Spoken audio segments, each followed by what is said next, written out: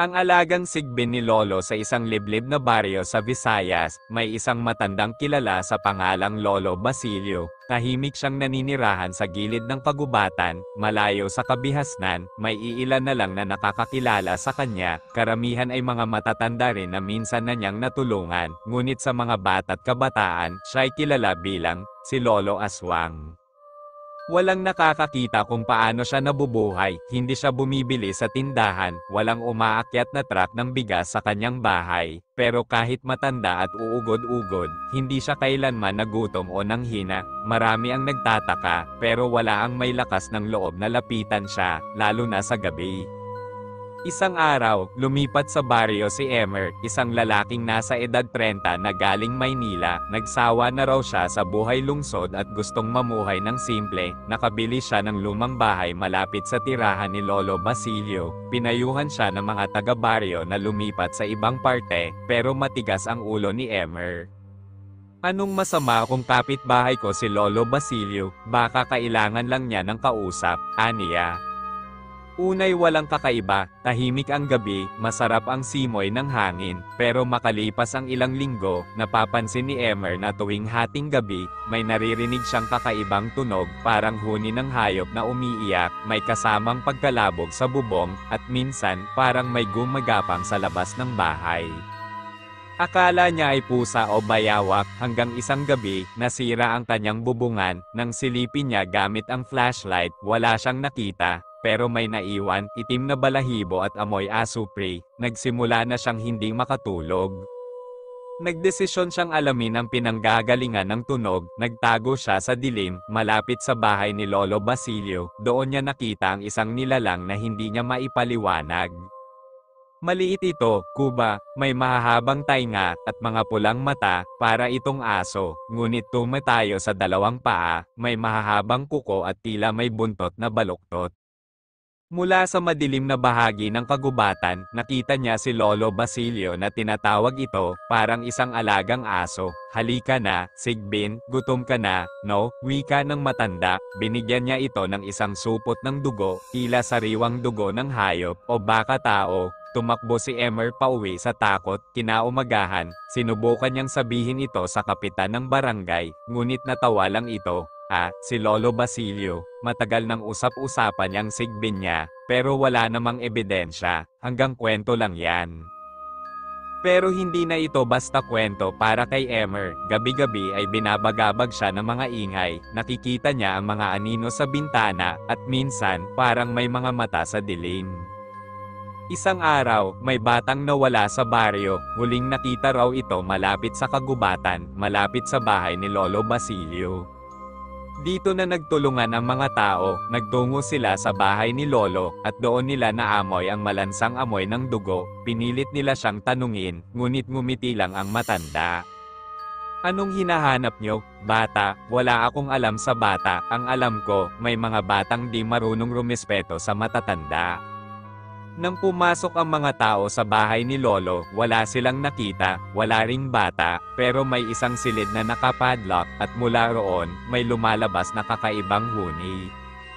Hindi nila nabuksan ang silid, kinabukasan, lumipat na si Emer, hindi na niya kinaya, ngunit bago siya tuluyang makaalis, may iniwang sulat si Lolo sa pintuan niya. Mas mahigit, hindi lahat ng hayop ay dapat tingnan na parang hayop lang, minsan, sila ang mas tapat, ang mga tao, sila ang tunay na mabangis. At sa sulok ng kanyang bakuran, may naiwan, isang maliit na patak ng dugo, at itim na balahibo. Hanggang ngayon, may mga nawawalang alagang hayop sa baryong iyon, minsan, may batang umiiyak sa gabi, pero pag sinilip mo'y wala namang tao, at si Lolo Basilio, buhay pa rin daw, nakikita pa sa tabing gubat, at kapag ikay nagkataong mapadaan sa lugar nila, huwag kang dadaan sa gabi, lalo na kung may marinig kang huni ng hayop na umiiyak sa dilim. Pagkalipas ng ilang buwan mula sa pag-alis ni Emer, muling nanambalik ang katahimikan sa baryo, pero ito'y kasinungalingan lamang na pilit isinusuot ng mga tao sa kanilang sarili, sapagkat gabi-gabi, tahimik mang paligid, may nararamdaman silang hindi nakikita, tila may matang nakamasid, at hanging may dalang bulong. Isang gabi, dumating ang isang babaeng may dalang kamera at notebook, si Rina, isang paranormal investigator na tubong Cebu. Nabalitaan niya ang mga kwento tungkol kay Lolo Basilio mula sa isang online forum. Pinuntahan niya ito para dokumentuhan ang kababalaghan. Di ako naniniwala agad, sabi ni Rina sa kapitan, pero may mga kwentong masyadong detalyado para maging kathang-isip lang. Pinayagan siyang tumira pansamantala sa lumang bahay ni Emer. Luma na ito, may kalumaan, pero matibay pa rin. Bago pa man sumapit ang hating gabi, inihanda ni Rina ang kanyang mga camera at voice recorders. Isa sa mga camera ay itinutok niya direkta sa bahay ni Lolo Basilio. Alas 12:30 ng gabi, biglang bumukas ang ilaw ng motion sensor cam niya. Sa screen, may gumagalaw. Isang anino, maliit pero mabilis, nilapitan ito ni Rina, dala ang flashlight at camera, tahimik ang paligid, ngunit sa video na nare-record niya, naroon ang nilalang, tumatalon, naglalakad sa dalawang paa, at mukhang bitbit ang isang puting bagay. Lumapit siya, doon niya nakita, isang pusa, gutay-gutay, wala ng buhay. Bigla siyang kinilabutan, tila may malamig na hininga sa kanyang batok. Paglingon niya, naroon si Lolo Basilio, nakatingin sa kanya, may hawak na kahoy na baston. Aba, may bisita pala akong matapang, aniya, bihira na lang may ganang dumaan dito ng 10 oras ng gabi. Hindi makapagsalita si Rina, naghahanap ka ba ng kwento, o naghahanap ka ng kapahamakan? Pasensya na po, Lolo, wala po akong masamang intensyon, sagot niya habang dahan-daang umatras. Ngunit bago pa siya makalayo, narinig niya ang isang matingkad na huni, parang balahibong tumindig sa kanyang laman. Galing ito sa likod ng bahay ni Lolo, maya-maya, lumabas ang sigbin, ngayon ay mas malinaw na niyang nakita ang anyo nito, maliit, payat, sunog ang balat, pulang-pula ang mga mata, tumingin ito sa kanya, at sa isang iglap, bigla itong nawala sa dilim. Pagbalik ni Rina sa bahay, nakita niyang bukas ang kanyang laptop at pinapatugtog ang isang audio recording. Ano to? Pinakinggan niya ito. Sa background noise, may boses ng matanda, mas mahigit, ang sigbin ay hindi basta hayop, isa siyang tagapagbantay, tagasalo ng sumpa, at minsan, tagapaghiganti. Pagkatapos ng mensahe, may kasunod na boses, mahina, tila bata, umiiyak. Mas mahigit, tulungan mo ako, ayaw kong kainin, nang inig si Rina, hindi niya ito na-record, wala siyang iniwan na recorder malapit sa bahay ni Lolo, saan galing ang audio. Kinabukasan, dumiretso siya sa simbahan para humingi ng tulong, nakita niya ang matandang pari na nag-aalaga sa simbahan.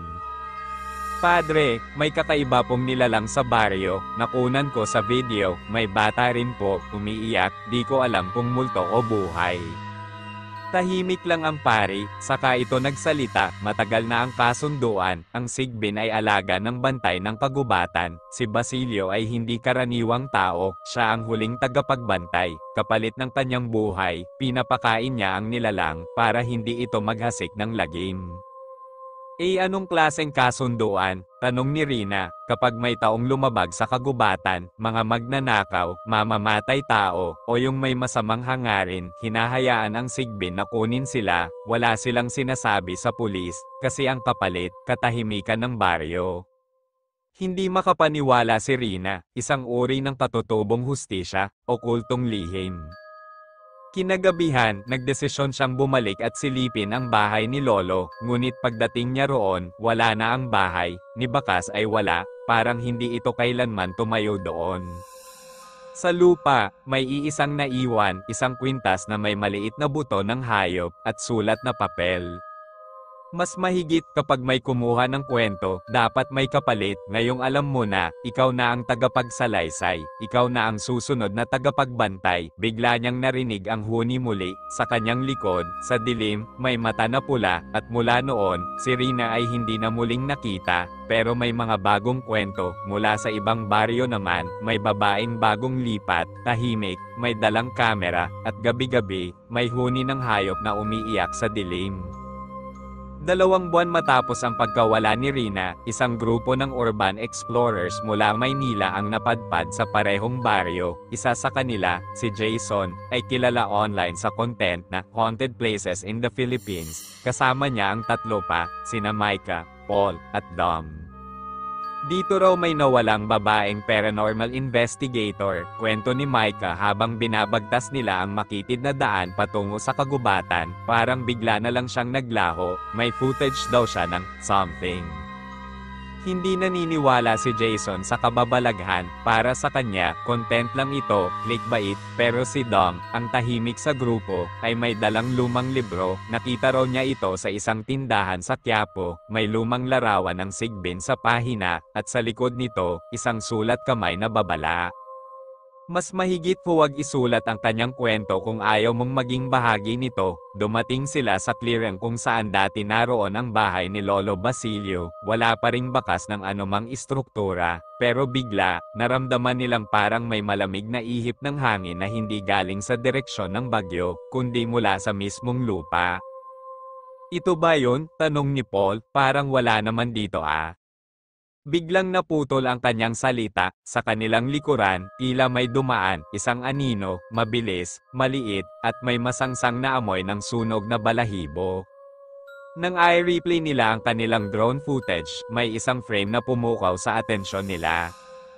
Isang bata, duguan ang bibig, nakatingin direkta sa camera, tila may pulang mata, ngunit ang anino sa likod niya, hindi tao. Nang gabing yun, nagdesisyon si Jason na mag-isa sa clearing, live streaming pa raw siya, para may thrill, aniya, pero 2:00 ng madaling araw, habang nakaon ang live niya, narinig ng audience ang isang matinis na huni. At pagkatapos sigaw, sumunod ay katahimikan, ang stream, tumigil sa imahe ng isang bagay, mata, malaki, pula, at mapanlakbay. Kinabukasan, nawawala na si Jason, ang drone nila ay bumagsak sa sapa, at sa huling video nito, may narinig. Mas mahigit, sinimulan mo ang kwento, ngayon, kailangan mong tapusin.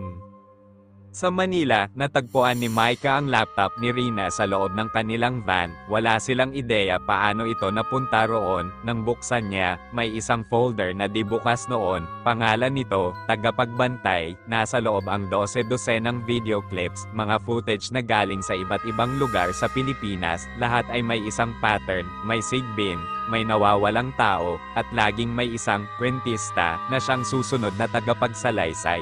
Huli sa listahan, pangalan ni Micah. Humigpit ang pagkakahawak ni Micah sa laptop habang patuloy na nakatitig sa screen. Ang pangalan niya, nakasulat sa dulo ng listahan, malinaw, bold, walang duda. Micah de la Cruz susunod, gusto niyang itapon ang laptop, umalis magtago pero alam niyang hindi na siya makakabalik sa dati, hindi na ito basta urban legend o paranormal vlog, isa na siyang bahagi ng mas malalim na kwento, isang siklong matagal nang umiikot at siya na ngayon ang nasa sentro. Tumayo siya mula sa upuan sa loob ng van, at lumabas para huminga ng malalim. Ramdam niya ang presensya ng isang bagay sa paligid, hindi pa man niya nakikita, alam niyang nagmamasid na ito. Makalipas ang 3 araw, dumating si Paul, halatang puyat, bitbit ang isang lumang balisong at envelope. Galing to sa isang contact natin sa Samar, isa raw siyang dating kwentista, nakaligtas lang kasi pinasa niya agad ang kwento, ani Paul. Pinasa, tanong ni Micah, yun daw ang susi, hindi mo matatapos ang kwento, maliban na lang kung may susunod. Ibinigay ni Paul ang envelope, may lamang memory card. Nang buksan nila ito, isang video ulit ang lumabas, isang babae, umiiyak sa harap ng kamera.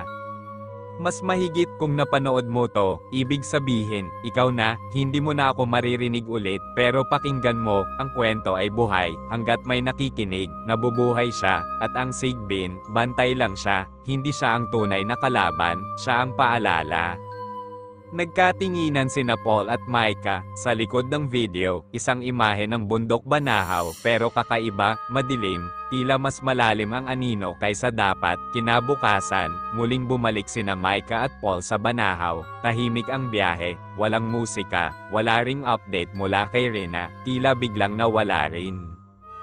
Sa paanan ng bundok, sinalubong sila ng isang matandang babae, nakasuot ito ng itim, may bitbit na tungkod.